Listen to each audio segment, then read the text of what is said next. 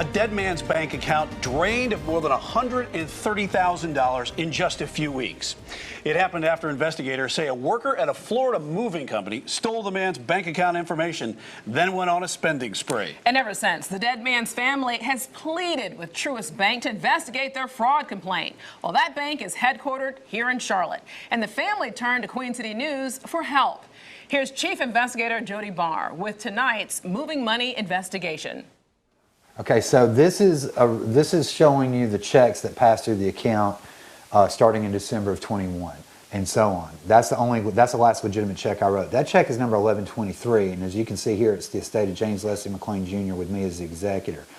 If you go to this check, it's not even in sequence. It's not 1124 like it should be. It's 5001. Perran Davis still can't believe his bank missed it. I can't even make this out, but it's to a website address. So it's not even a proper identifier, but they put our account information down here. They cashed that check. And instead of it having the proper identifying information here, it has Kayla Johnson at 41st Southeast 51st Street in Miami. And they cashed this check. Do you know Kayla Johnson in Miami? No, absolutely not. Between December and February, someone drained Perran Davis's account of every bit of the $133,000 in it. And it's not my money, it's the money of my deceased father. It's his estate account. I'm responsible for that. I have to report to the probate court about that. So what am I supposed to do? Tell them, oh, well, the money's gone? I can't do that. Bank statements show multiple electronic payment transfers and checks Davis says he never wrote, made out to people and places he's never heard of. So they're using our account information down here, but they're putting random people's names and addresses here, and the bank's been cashing these checks. Davis opened the account after his father died. The withdrawal started in November when Davis paid Imperial Freight Lines LLC out of Florida to move his father's belongings. On November 12th and 22nd, Davis made 2 payments to Imperial Freight Lines totaling $3,500. His bank statement shows Imperial hit his account again for $1 the following day. Then the party started. Starting the day after the move was completed until February, they depleted the account over $130,000. Here's another check for $8,286 to Imperial Freight Lines from a Brad Hughes at another Gmail address using our account information, and the bank cashed all these checks. Why are they cashing checks from people? That's insane. Davis didn't have a clue this was happening. He initially opened his account with SunTrust, a bank merged with BB&T to create Truist Bank. Davis said the bank wouldn't allow online access for estate accounts, and he had no way to monitor it from his home in Philadelphia. Davis only learned the account was drained in February when he tried to pay a probate attorney and the check bounced. Red alert. It should have been impossible. There was over $130,000 in that account, and it's impossible to wrap your mind around. How can this happen? I thought that I was dealing with a reputable bank that had safeguards in place, and they obviously failed. Davis suspected the moving company of stealing his money. He called his bank and filed a fraud report, which seemed to get his bank's attention. After I filed the fraud case on the 11th, I got 4 emails between the 14th and the 18th saying, oh, you have a potential fraud alert. You need to get online and check your account. So they didn't bother to do this while the fraud was happening. This is after all the money was gone. And then they're telling me to log in online and check my account when they wouldn't allow the estate account to have online access. And then after all the money's gone, then they start blowing my email up saying, oh, there's fraud. We're seeing a higher than normal level of activity. Why didn't they do it when the fraud was happening? There's multiple banks across the country, not just in Broward County, right across the United States. Perran Davis also contacted Lauderhill Police Detective Richard Clark for an investigation. You've uncovered what appears to be a pretty large case of fraud. Absolutely, yes. Organized. The detective opened a fraud investigation and found Perran Davis's suspicions were correct. He was a fraud victim, and the target of the investigation was the Florida moving company he'd hired just a few months earlier. And here is a copy of a check. While Clark was investigating the bank records, the department got a call from Imperial Freight Lines owner asking for an investigation into one of its own. The company accused an employee of faking moving contracts, using stolen banking information to pay the contracts, and the worker would get paid commission. Clark knew then his target wasn't the company, but someone on the inside. During the course of my investigation, I was contacted by the owner of Imperial Freight Lines, LLC. That was on the 24th of March. He came to the police department and made an allegation that his business, his company, was a victim of fraud by his employee. He named the employee to be Bruce Horner. Bruce Horner's been here before. Lauderhill police confirm this Bruce Horner is the same Bruce Horner investigated by the Secret Service in 2007, an investigation that led federal prosecutors to charge Horner with stealing credit card information from customers of his Florida restaurant, then taking $100,000 from them.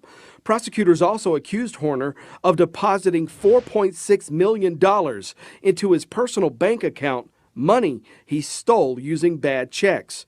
Horner pleaded guilty the following year, and a judge sentenced him to more than 7 years in federal prison. When we searched the vehicle, these are just photographs of a couple of the sheets we took from the notebook. And inside this vehicle were about 11 notebooks. And inside those notebooks are records of routing and account numbers for different account holders, numbering 55. Meaning somewhere out there, investigators are looking for 55 other potential victims. Now, 14 years after his federal conviction, Bruce Horner is facing prosecution again. And that's when I made contact with Mr. Horner, visited him at his employer, and arrested him there. We went to Lauderhill, Florida to find Imperial Freight Lines, LLC, which turns out is on the second floor of the Truist Bank building. You can't even make that up. Talk about irony. The same bank Perran Davis is fighting with now. I mean, this is how much notes I have. At the same bank, Yeah. Lauderhill police accused the Imperial Freight Lines employee of stealing $133,000 from. All right, let's go. We made several attempts over the course of 3 weeks to speak with Imperial Freight Lines owner. We didn't get a response, so we went to the company's Florida office where police arrested Bruce Horner just a few weeks ago.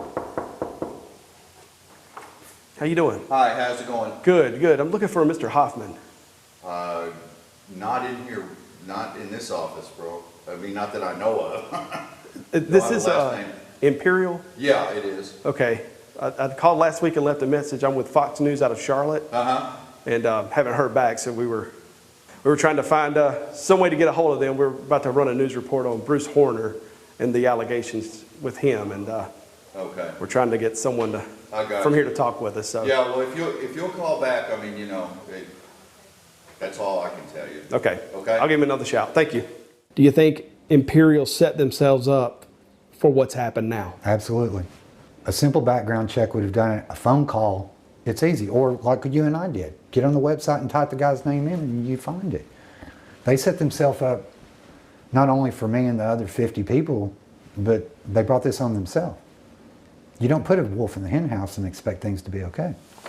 When we interviewed Davis last month, he hadn't heard from Truist Bank in nearly a month. The bank's credited Perran Davis around $112,000 so far, but Davis says the bank still, 3 months later, owes him more than $21,000 to correct the fraud the bank missed. This was 2 hours, 31 minutes, and 34 seconds. After weeks of calls and waiting and no help from Truist, Davis had nowhere else to turn. What are you supposed to do? I don't know. That's why I called you guys. Everything that could have failed did fail. And I don't know at this point that there's anything that they could do to reestablish their trust. Fool me once, shame on you. Fool me twice, shame on me. We asked Truist Bank for an interview to explain what happened here. Citing privacy laws, the bank declined and sent us a statement instead. thanking us for letting them know about Perran Davis. Truist also denied any broad-based fraud trouble, but the bank says it had complaints from customers related to debit cards in February, which did delay response times. Perran Davis isn't alone. The internet is littered with dozens of complaints about Truist, even a Facebook page where people have united to share their stories about Truist Bank. Imperial Freight Lines owner Christopher Hoffman finally called me back last week. He would not answer any of our questions, including whether the company ran a background check on Bruce Horner before hiring him. Hoffman says Imperial Freight Lines is cooperating with the criminal investigation. Bruce Horner also did not respond to messages I left for him with his family members. As for Perran Davis, Truist Bank contacted him Friday to tell him the bank's fraud unit has an active investigation into his case. The bank, though, still has not credited his account the remaining $21,000.